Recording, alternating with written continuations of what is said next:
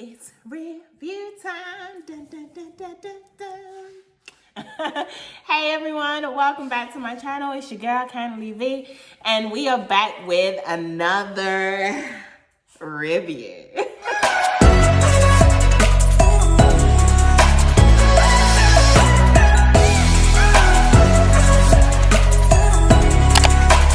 Have you seen Bridgerton? Have you watched Bridgerton? I know that you've seen Bridgerton. Okay, y'all, if you haven't watched Bridgerton, then what are you waiting for? Because this review is going to tell, spoiler alert. What?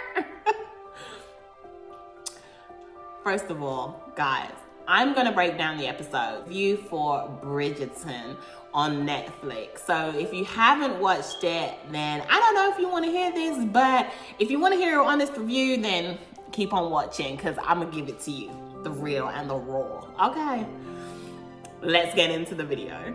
Okay, let me tell you about Bridgerton. Okay, so episode 1, girl, let's get your life together.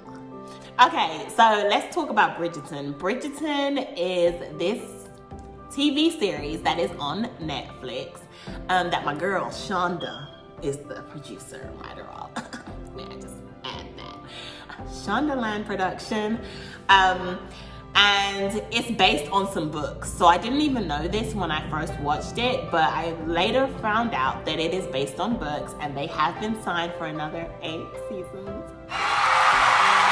I'm so excited, I'm so happy.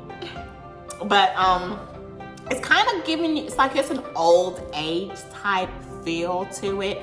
Back in the day when you had to court and the real ways of dating and things like that. So that's kind of what it's based on. So yeah, when you see those costumes and stuff, that's why, because it's not based in modern day times today.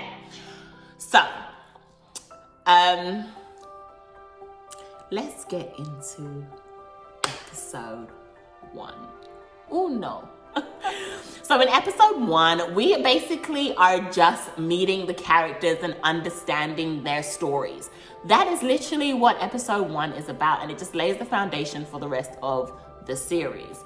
To me, the first episode, and I think that's what turned a lot of people, and they didn't necessarily watch the rest of it, but they should have. And maybe they'll consider after watching this review to go and watch the rest of the season. But it did give me real Cinderella vibes. Like, once I met the Featheringtons, that is the family that gave me real Cinderella vibes, real like evil stepmother type situation. Not really necessarily the case, but kind of gave me those vibes for real. So you will understand everybody's names and who they are and what they do once you watch the show. I don't want to give too much away in this review, but I definitely want to tell you a little bit about it so that you can go and watch for yourself and come up with your own opinion on the series. But the first episode is very heavily that. It just kind of lays the foundation for the rest of the series and just introduces the characters. So you have Daphne. Now she is the main character, okay y'all? She's the one that you see on the cover right here with the Duke, okay? Simon. And we ain't gonna get into too much about them, but basically in episode 1, they actually meet for the first time at this grand ball party situation. And you can already get gripped into the fact that there's a kind of like infatuation type interest in the two of them from episode 1. And that's like kind of closer towards the end of the episode, but they meet at this ball. So basically, let me tell you what goes on. So let's rewind, shall we?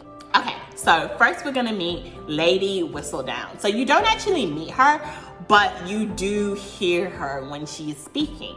And she is basically like the social media guru of that time. And she writes this paper. And the paper always comes out with the news and the gossip of the town and what's going on throughout the season. They call it a season. So it's like a dating season type situation. She's the one that is leading the pack, okay? Everybody's waiting for her to write her next article and nobody knows who she is. That is the huge surprise. Nobody knows who this lady is, but she always gets all the gossip first and releases it to everybody.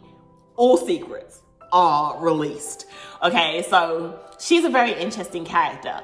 Then it starts off with kind of like meeting Daphne, the Bridgertons, and that whole family dynamic there.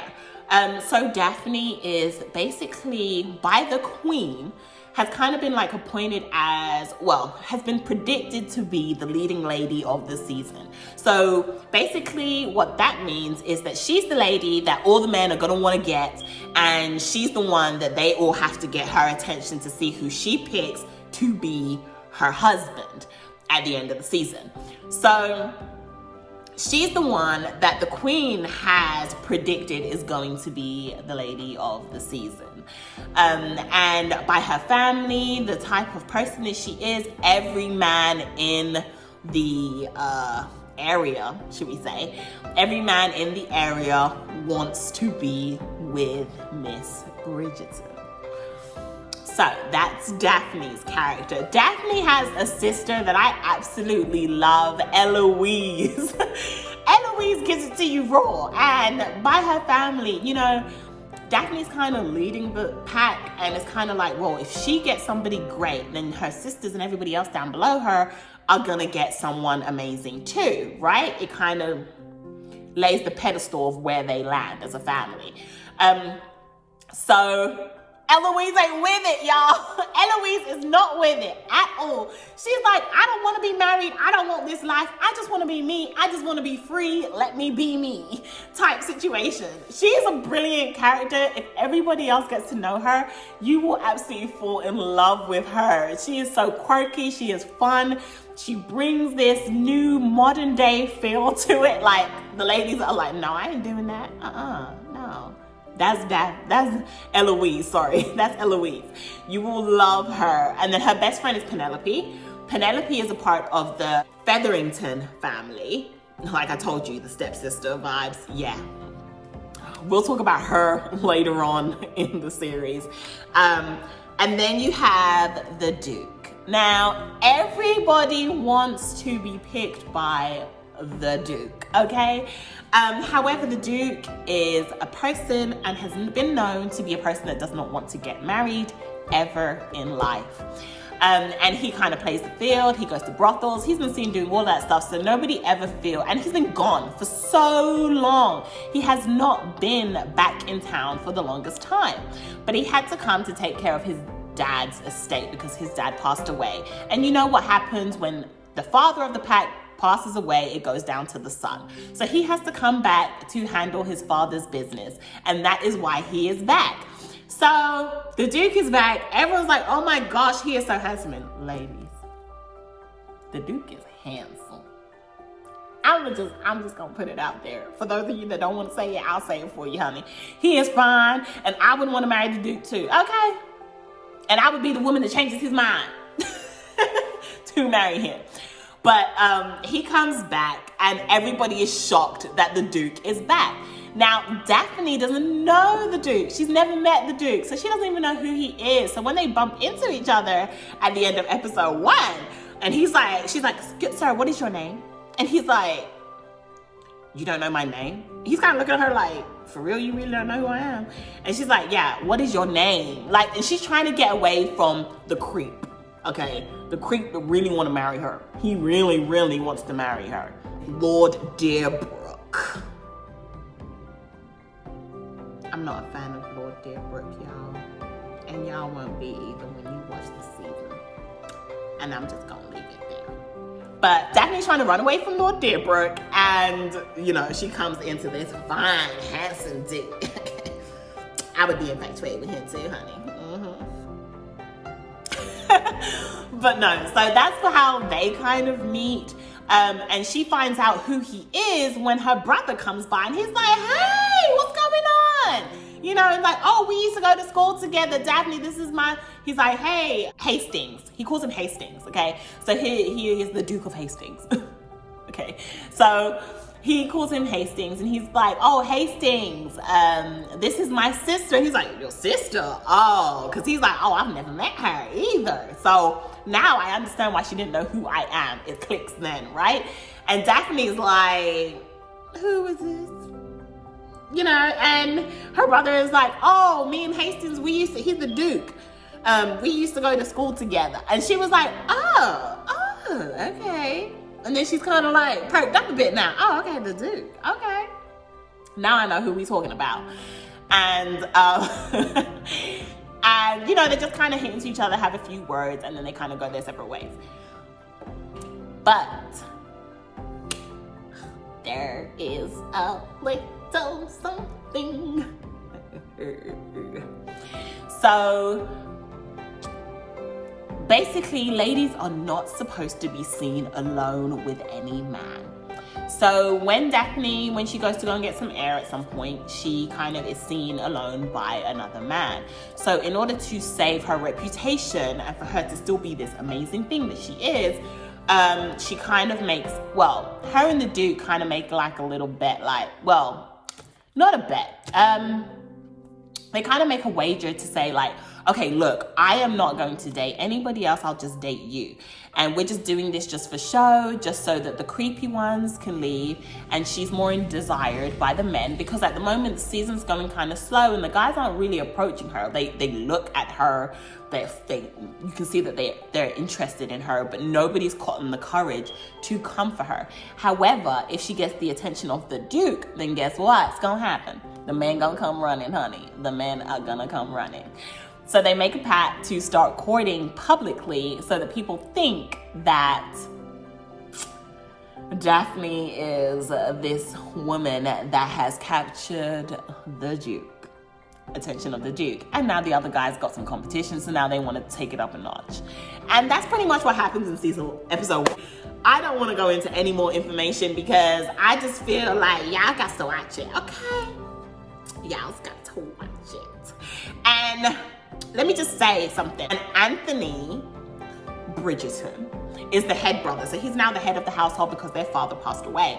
So Anthony is not enjoying this this whole courting situation with the Duke and his sister. He is not interested because he knows what kind of man the Duke is, and he knows that the Duke would never want to get married, and he sleeps with a lot of women. So Brother Anthony is not a fan of this situation, and he goes through all kinds of lengths to try and break this situation up, not knowing that they're actually playing everybody and it's actually just an agreement that they made and that they're not really courting. It's just to help her get more attention from other men and more suitors so that she can find the husband that she wants, and for the ladies to back off, because every time he comes into the room, all the ladies flock to him. So that's their deal that they make. Guys, I could talk about Bridgerton all day, every day, but I'm not going to do it today. I am literally going to let you guys go and watch it. And I will be back with another recap very, very soon. I hope you guys enjoyed this. I will see you guys in the next video. If you have not subscribed or not a part of the Candidly Vee family, what you waiting on, girl? What are you waiting on? Make sure you hit that red button and subscribe to you, girl. Tell a friend to tell a friend to tell a friend about this channel.